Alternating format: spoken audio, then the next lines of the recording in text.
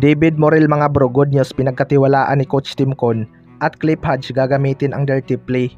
Yan mga bro, pagkatapos mong ilike ang ating video, mag-subscribe na rin kung bago ka pa lang sa ating channel at i-click ang notification bell para lagi kang updated sa ating mga sports balita.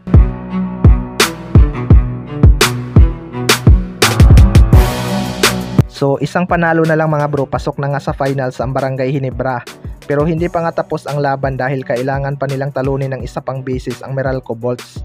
Nasa Barangay Ginebra na nga ang momentum mga bro, habang may pressure na rin ito sa Meralco Bolts dahil isang talo na lang, bakasyon na naman sila.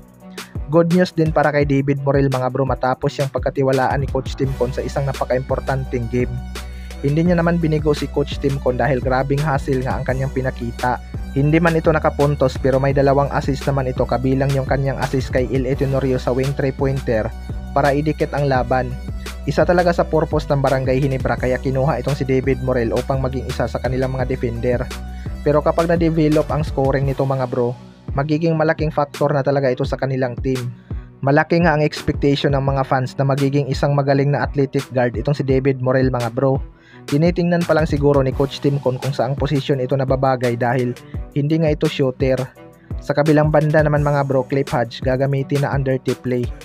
Ito nga si Cliff Hodge ang isa sa mga best defender ng Meralco Bolts at kaya din itong umiscore kapag kinakailangan.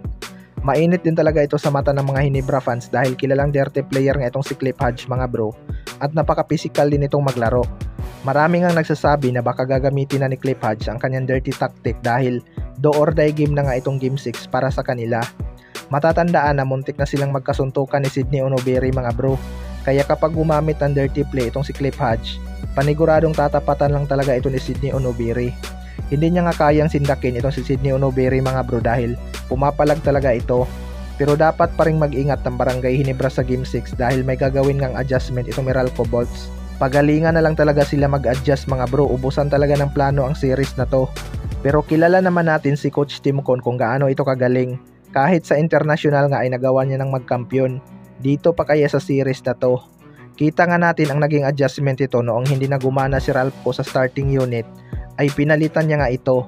Iba talaga ang takbo ng Barangay Ginebra kapag puro veterano ang kanilang starting unit. Sanay na kasi sila sa mga ganitong sitwasyon kaya hindi na sila napipressure. Parang bumabalik lang ang prime Stanley Pringle at Il Tenorio dahil sa ganda ng kanilang laro. Kaya abangan na lang natin. Kayo mga bro, ano masasabi nyo tungkol dito?